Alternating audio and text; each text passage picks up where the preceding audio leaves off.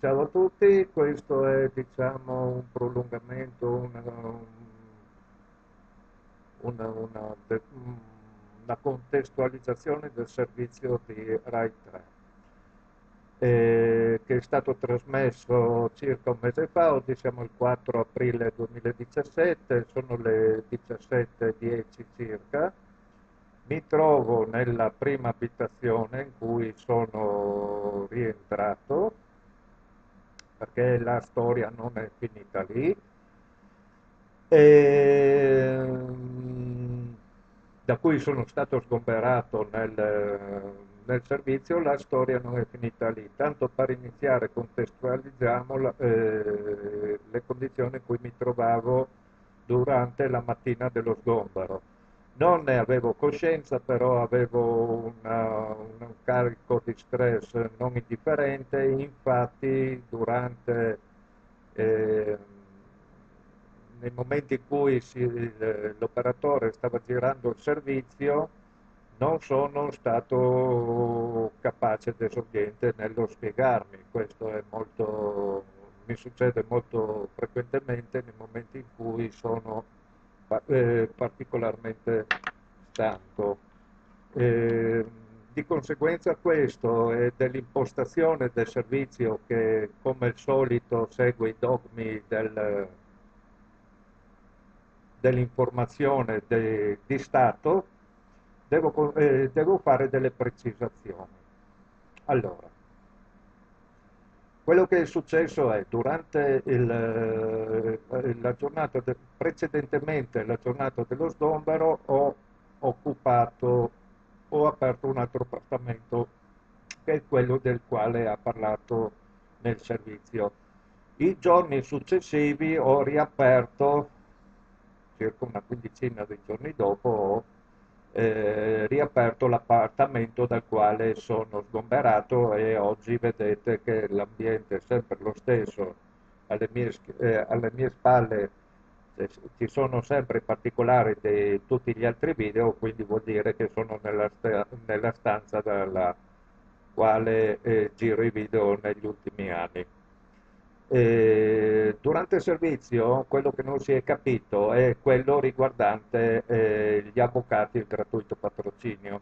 Cioè, per accedere al gratuito patrocinio c'è una lista di liberi professionisti che si iscrivono volontariamente a questa lista.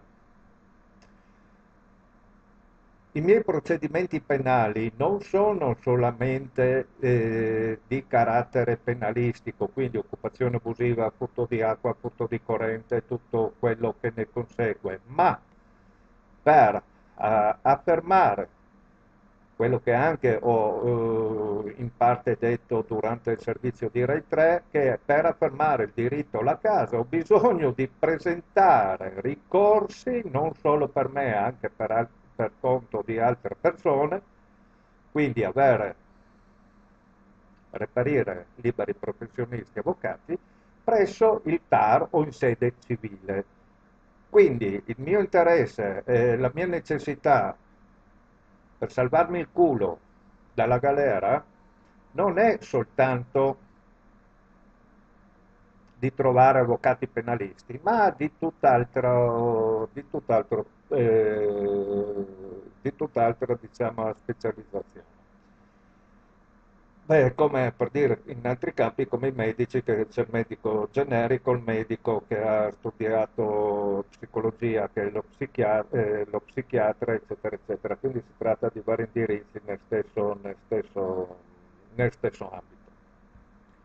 Questo mi è stato praticamente impossibile, visto che, come affermo, ritorno a dire, faccio sempre riferimento al servizio di Rai 3, come affermo, non ho avuto la possibilità, nonostante a più volte, presa la lista in mano, ho cominciato a telefonare, ho cominciato a prendere appuntamenti, ho cominciato a parlare con tutti questi signori e signore, chi per un motivo, chi per l'altro, chi addirittura chiedeva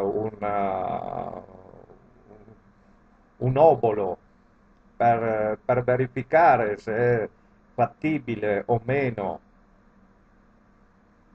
portare in giudizio le eccezioni di legge e quant'altro avevo raccolto come documentazione, e sarebbe come chiedere all'idraulico che voi chiamate per un lavoro, vi chiede soldi per sapere se può fare questo lavoro. Questa è la professionalità di tutti questi signori.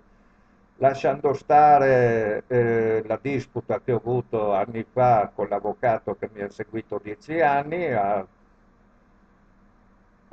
momento, momento del quale, dopo una rottura abbastanza diciamo, eh,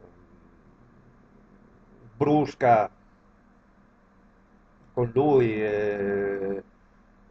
ho iniziato a interessarmi di giurisprudenza.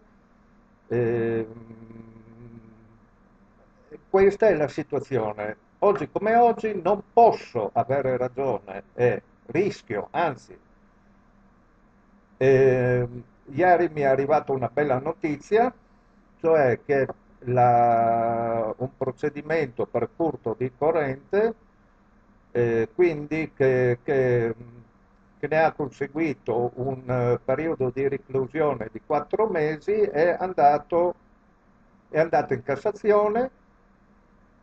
La Cassazione ha respinto ulteriori argomentazioni del mio attuale avvocato, anzi dell'avvocato maniaco che ha svolto questo lavoro prima di lasciarci, e adesso aspetto l'esecuzione di questa sentenza. Ecco, se io avrei trovato un libero professionista che avrebbe portato avanti le mie istanze seguendo le mie indicazioni, perché a quanto sembra nessuno sa cosa si deve fare, io a questo punto potrei chiedere la grazia per questa condanna, visto appoggiandola su sentenze che avvalorano il fatto che ho ragione. Io so di avere ragione, ma che lo dica io non serve né merito cazzo di niente, lo deve dire un giudice. In base a queste sentenze, mio favore altar e in sede civile, avrei potuto, oggi come oggi, chiedere la grazia per questa condanna definitiva.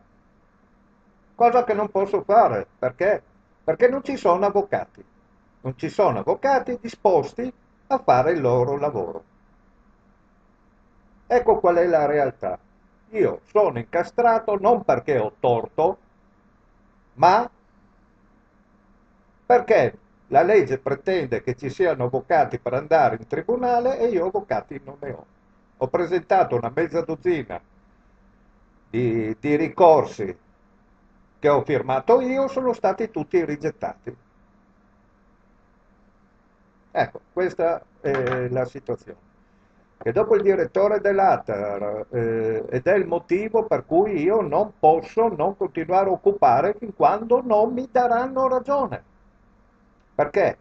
Perché la legge pretende che io posso portare avanti solo le cose che mi riguardano, non le cose degli altri. Allora, fin quando occupo io posso continuare la mia lotta. Quando, nel momento in cui io smetto di occupare, esauriti i procedimenti in corso, il che vuol dire queste ultime 2 occupazioni abusive, se io andavo in albergo come avrebbe voluto qualcuno, non avrei questi altri 2 procedimenti. Se non ho questi altri 2 procedimenti, non potevo sollevare l'eccezione di legge. Questa è la verità. E questo è il nostro fichissimo bel paese di coglioni. Detto questo, il direttore dell'ATER, se il direttore dell'ATER si degnasse, l'ufficio legale, si degnasse ogni tanto di rispondere a una mia missiva, gli sgomberi, forse a qualcuno nascerebbe il dubbio che possa avere ragione. E così si evitano questi sgomberi che non fanno niente altro che mettere in situazioni allucinanti altre persone. Perché? la famiglia con bambini che è stata sgomberata a Panzano, questo non te lo racconta la televisione, questo non te lo racconta Rai 3, non te lo racconta nessuno. Il programma cosa prevedeva? Che io ero l'ultimo a essere sgomberato nella campagna elettorale del PD. Invece lo sgombero è stato rinviato, è stato realizzato dopo le amministrative di Monfalcone, così il PD non ha potuto farsi lustro di aver tagliato la testa all'unica persona che ha le palle di continuare.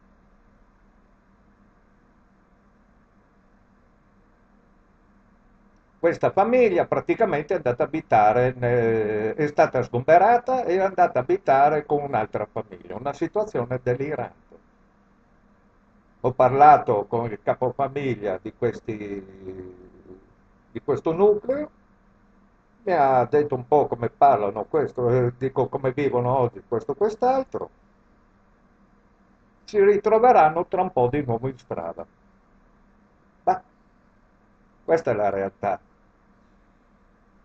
Avranno fatto il bando, questo ultimo bando ATER, quindi hanno speranza come nucleo familiare con bambini di avere un'assegnazione, se ce la faranno a tenere duro fin quando verrà pubblicato la graduatoria e dopo se rientrano negli assegnatari, boh, se no, ecco, questo è il modo di procedere.